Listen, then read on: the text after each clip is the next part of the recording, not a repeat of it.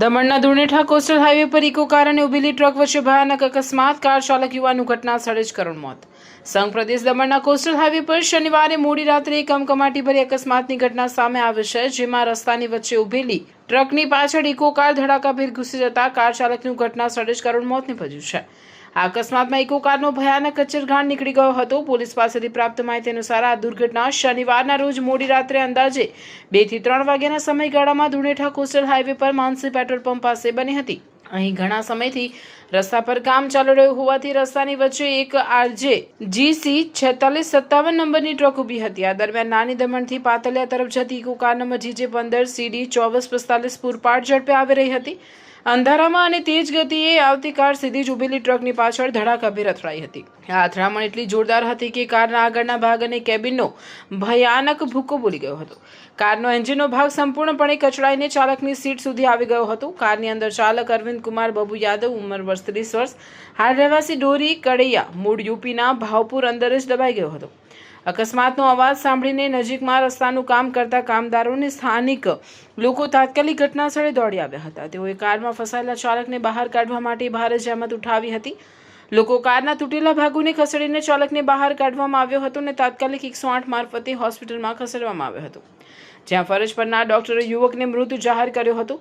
Police દ્વારા સમગ્ર મામલે અકસ્માત મોતનો ગુનો દાખલ કરી આગળની કાયદેસરની કાર્યવાહી હાથ ધરવામાં આવી છે.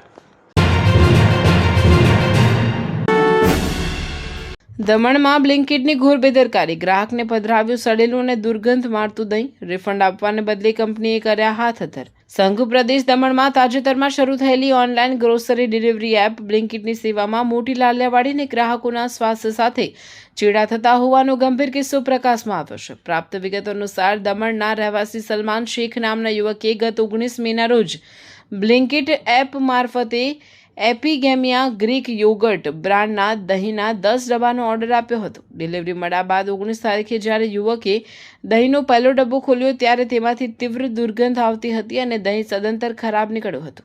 શરૂઆતમાં ગ્રાહકને પોતાની જ કોઈ ભૂલ કે બેદરકારી હોવાની આશંકા ગઈ, પરંતુ ત્યારબાદ 20 અને 21 તારીખે અન્ય સીલપેક ડબ્બાઓ ખોલતા તેમાંથી પણ વાસી અને બગડેલું દહીં જ નીકળ્યું હતું. આશ્ચર્યની વાત એ છે કે આ પ્રોડક્ટની એક્સપાયરી ડેટ હજુ બાકી હોવા છતાં અંદરનું દહીં ખાવા લાયક ન હતું. આ બાબતે રોષે ભરાયેલો યુવક રાત્રિના સમયે એક સીલપેક ડબ્બો લઈને સીધો દમણ સ્થિત બ્લિંકિટની ઓફિસે પહોંચી ગયો હતો. ત્યાં હાજર કર્મચારીઓને રૂબરૂમાં જ ડબ્બો ખોલવામાં આવતા તેમાંથી પણ ભારે દુર્ગંધ આવતી હોવાનું સ્પષ્ટ થયું હતું. આમ છતાં ગ્રાહકને સંતોષકારક જવાબ આપવાને બદલે બ્લિંકિટના કર્મચારીઓ પોતાની જવાબદારીમાંથી હાથ ઊંચા કરી દીધા હતા અને ફરિયાદ સ્વીકારવાનો કે રિફંડ આપવાનો સ્પષ્ટ ઇનકાર કરી દીધો હતો. જોકે ગ્રાહકના કર્મચારીઓએ નમતું જોખ્યું હતું અને યુવકનો ઓર્ડર આઈડી લઈને ઔપચારિક ફરિયાદ રેઝ કરી હતી. એક્સપાયરી ડેટ પહેલા જ ખાદ્ય પદાર્થો બગડી જવાના કિસ્સાએ ફૂડ સેફ્ટી વિભાગની કામગીરી અને ઓનલાઈન પ્લેટફોર્મ્સની વિશ્વસનીયતા પર પ્રશ્નાર્થ સર્જ્યું છે.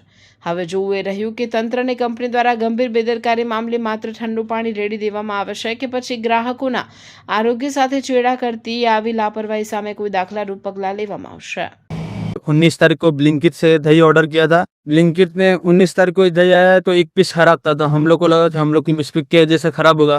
फिर दूसरे दिन भी खोला, 20 तारीख को खोला, खराब था. 21 को खोला, फिर भी खराब था. आज ये हम लोग इतना खराब लेके आए है, ये भी खराब है. और ये पूरा सील पैक है, ये पूरा सील पैक है. ये भी पूरा बास मारा है, जो कि इसका अभी डेट है एक्सपायर हुआ नहीं. कंप्लेन करने आए ब्लिंकिट में, वो लोग कंप्लेन भी एक्सेप्ट नहीं कर रहे, रिफंड भी नहीं. દમણ પોલીસે સઘન સર્ચ ઓપરેશન બાદ શંકાસ્પદ બોટ જપ્ત કરી દારૂની હેરાફેરીનો મોટો પ્રયાસ નિષ્ફળ. દમણ પોલીસ દ્વારા દરિયાકાંઠાની સુરક્ષા અને ગેરકાયદેસર પ્રવૃત્તિઓ ડામવા માટે ચલાવવામાં આવેલા સઘન સર્ચ ઓપરેશનમાં એક મોટી સફળતા મળી છે અને એક શંકાસ્પદ બોટ જપ્ત કરવામાં આવી છે. દમણના SP અને SDPOની કડક સૂચનાઓ હેઠળ તમામ કોસ્ટલ યુનિટ્સને દરિયાઈ માર્ગે થતી દાણ ચોરી અટકાવવા માટે હાઈ એલર્ટ પર રાખવામાં આવ્યા હતા. જે દરમિયાન ગત તારીખ 21/5/2026ના રોજ વહેલી સવારે 4 વાગ્યાની આસપાસ નાની દમણ જેટી પાસે રાત્રે પેટ્રોલિંગ દરમિયાન પોલીસ કર્મચારીઓ એક શંકાસ્પદ બોટને દરિયાકાંઠા વિસ્તારમાં ગુપ્ત રીતે પ્રવેશતી જોઈ હતી. PC નરેશ હળપતિ, IRBN કોન્સ્ટેબલ ઉબેદુલ્લા પીકે અને નાની દમણ પીસીઆર સ્ટાફે તુરંત કાર્યવાહી કરી આ બોટને ચેકિંગ માટે રોકવાનો ઇશારો કર્યો હતો. જોકે પોલીસની હાજરી જોઈને શંકાસ્પદ લોકો ગભરાઈ ગયા હતા અને ઝડપથી ભાગવાનો પ્રયાસ કર્યો હતો. આ ઘટનાની જાણ ઉચ્ચ અધિકારીઓને થતાં ગુજરાત અને મહારાષ્ટ્રના તમામ કોસ્ટલ પોલીસ સ્ટેશનોને એલર્ટ કરી દેવામાં આવ્યા હતા અને સ્પેશિયલ ટીમો બનાવી સઘન તપાસ શરૂ કરાઈ હતી. સતત પ્રયાસો અને ગુપ્ત માહિતીના આધારે નાની દમણ પોલીસની ટીમે 22/5/2026 રોજ આ શંકાસ્પદ બોટને સફળતાપૂર્વક આંતરી હતી. પ્રાથમિક તપાસમાં બહાર આવ્યું છે કે આ શંકાસ્પદ લોકો ગીર સોમનાથ જિલ્લાના સુથારપાડાથી આવ્યા હતા અને દમણથી ગુજરાતના ગીર સોમનાથ વિસ્તારમાં મોટા પાયે ગેરકાયદેસર દારૂની હેરાફેરી કરવાનો પ્રયાસ કરી રહ્યા હતા. પોલીસે બોટમાં સવાર 2 શખ્સો 40 વર્ષીય હસન અયુબ અને 45 વર્ષીય કાનાભાઈ મશરીભાઈ વડવી બંને રહેવાસી સુથારપાડા ગીર સોમનાથને પકડી પાડ્યા છે. હાલમાં શંકાસ્પદ બોટને જપ્ત કરીને સંબંધિત એજન્સીઓ અને રાજ્યો સાથે માહિતી શેર કરવામાં આવશે તથા આ મામલે વધુ તપાસ ચાલી રહી છે. દમણ પોલીસે સ્પષ્ટ ચેતવણી આપી છે કે દારૂની હેરાફેરી કે અન્ય ગેરકાયદેસર પ્રવૃત્તિઓ માટે આ માર્ગોનો ઉપયોગ કરનાર કોઈપણ વ્યક્તિ સામે કડક કાનૂની કાર્યવાહી કરવામાં આવશે. વલસાડના તિથલ રોડ પર કોન્ટ્રાક્ટર અને જીબીની બેદરકારી, જોખમી ક્લેમ્પથી કારનું ટાયર ફાટતા સ્થાનિકોમાં રોષ. વલસાડના તિથલ રોડ નજીક આવેલા રીના પાર્ક પાસે રોડ બનાવતા કોન્ટ્રાક્ટર અને જીબીની મોટી બેદરકારી સામે આવે છે, જેને કારણે સ્થાનિકોમાં ભારે રોષ જોવા મળી રહ્યો છે.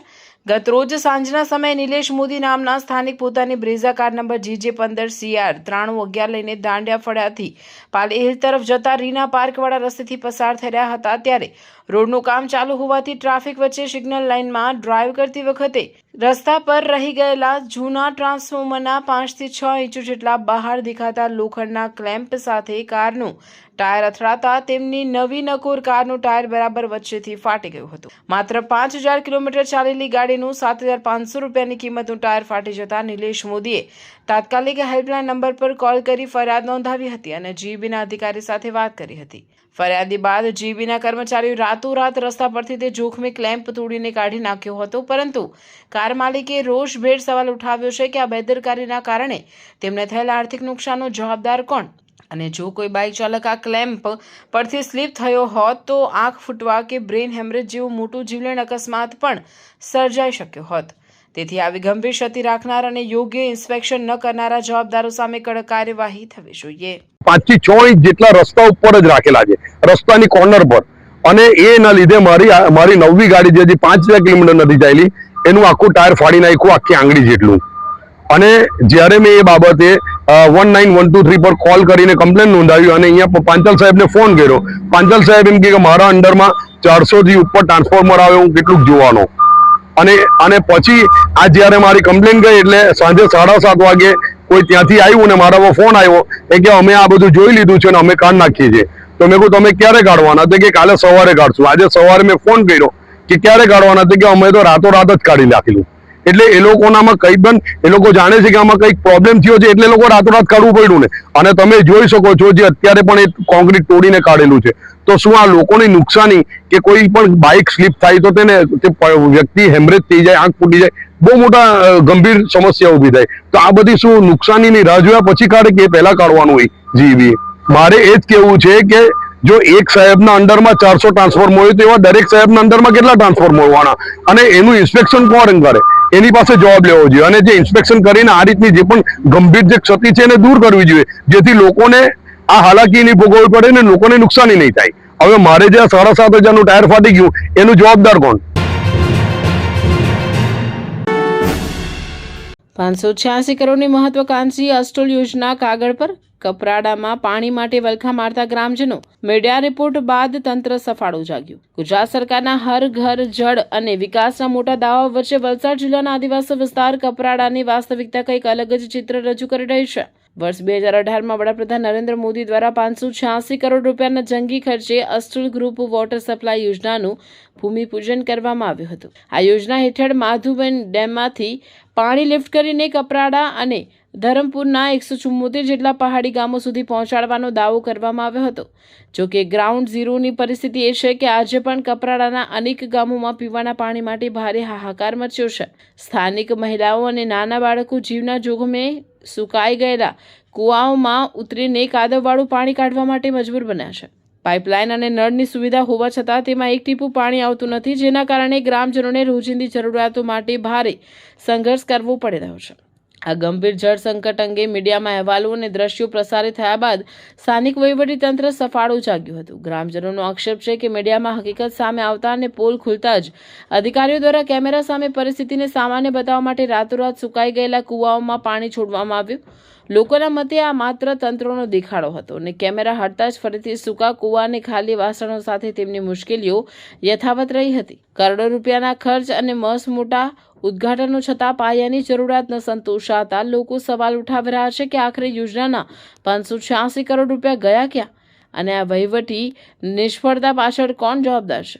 બીજી તરફ આ સમગ્ર મામલે ડીડીઓ બચાવની મુદ્રામાં જોવા મળ્યા હતા. અધિકારીએ જણાવ્યું હતું કે મીડિયાના માધ્યમથી તેમના ધ્યાનમાં આવ્યું છે કે તાલુકાના મોટી પલસાણ અને નાની પલસાણ ગામમાં ખાસ કરીને 2 રસ્તા ફળિયામાં પાણીની સમસ્યા સર્જાઈ છે. તેમણે સ્વીકાર્યું હતું કે અસ્ટોલ યોજના હેઠળ આવરી લેવાયેલા આ વિસ્તારમાં છેલ્લા કેટલાક દિવસોથી લો પ્રેશર અને ટેકનિકલ ખામીના કારણે પાણી પહોંચી રહ્યું ન હતું. વહીવટીતંત્ર દ્વારા વાસ્મો અને અસ્ટોલ યોજનાના સંબંધિત એન્જિનિયરોને આ ખામી તાત્કાલિક દૂર કરવા માટે સૂચના આપી દેવામાં આવી છે. વધુમાં અધિકારીએ ખાતરી આપી હતી કે જ્યાં સુધી રિપેરિંગની કામગીરી પૂર્ણ ન થાય ત્યાં સુધી ગ્રામજનોને પીવાનું શુદ્ધ પાણી મળી રહે તે માટે ટેન્કર મારફતે અથવા અન્ય વૈકલ્પિક વ્યવસ્થા ઊભી કરવાના નિર્દેશો અપાશે. પરિસ્થિતિનો સચોટ તાગ મેળવવા માટે મામલતદાર અને ટીડીઓ પાસેથી સંયુક્ત અહેવાલ પણ મંગાવવામાં આવ્યા છે. આમ છતાં કાગળ પર સંપૂર્ણ સફળ દેખાતી યોજના અને વાસ્તવિકતામાં પાણી માટે વલખા મારતી આદિવાસી પ્રજા વચ્ચેનો આ મોટો તફાવત સરકારી દાવાઓ પર અનેક પ્રશ્નાર્થ ચિહ્નો ઊભા કરે છે. મીડિયા મારફતે આ જાણ પડી હતી કે કપરાડા તાલુકામાં જે મોટી પલસાણ ગામ છે, નાની પલસાણ છે અને ત્યાં મેઇન એક ફળિયાનું જે ઇસ્યુ છે, 2 રસ્તા ફળિયા છે, ત્યાં એકચ્યુઅલી લોકલી એક અસ્ટોલ યોજના કરીને કપરાડાના તમામ 129 ગામ, નાના પોંડા પણ આવી જાય છે આમાં, અને ધરમપુરના અમુક 50 ગામોમાં યોજના એક્ટિવ છે. પર અમુક ટેકનિકલ ફોલ્ટના કારણે જો એસ્ટોલનો ફળિયો જે ફળિયામાં છે એમાં લો પ્રેશરના કારણે અમુક દિવસોથી પાણી નથી આવતું. તો એના કારણે ત્યાંના રહીશોએ આ પગલું ભરવું પડ્યું એવી અમે મીડિયા તરફે જાણ થઈ. તરત પછી અમે ટીડીઓ અને પહેલાં વાસ્મો જે હેન્ડલ કરે છે અને જ્યાં જે એસ્ટોલ યોજનાના એક્સીએન છે એમની જોડે મેં વાત કરી કે ફોલ્ટ શું છે, એમને ઝડપથી દૂર કરવા માટે નિર્દેશો આપવામાં આવ્યા છે. ભલે એમને માઇનર મેજર રિપેરિંગ જે પણ હાથ ધરવું પડે. સાથે સાથે અમે ટીડીઓને એ પણ જણાવ્યું છે કે 2-3 દિવસ જેમાં પણ એમાં રિપેર કરવામાં લાગે ત્યાં સુધી એટલીસ્ટ એમને ટેન્કર કે એવી કંઈ અલ્ટરનેટ સુવિધા થઈ જાય કે એમને રોજે રોજ અલ્ટરનેટ ડે પણ ઇવન સારું પીવાનું પાણી મળી જાય, તો આ લોકોને આવી રીતની હાલાકીનું સામનો નહીં કરવું પડે. તો આજે સવારે જ્યારે આ રિપોર્ટ મળ્યા એના પછી તરત આ એક્શન અમે એક્સીએન અને મામલતદાર, ટીડીઓ અને બધા પાસેથી એક જોઈન્ટ રિપોર્ટ પણ મંગાવી છે, જે કાલે અમને જે પણ પગલાં ભર્યા છે એમના નતીજા ઓન ગ્રાઉન્ડ શું આવ્યા છે એ પણ મળી જશે.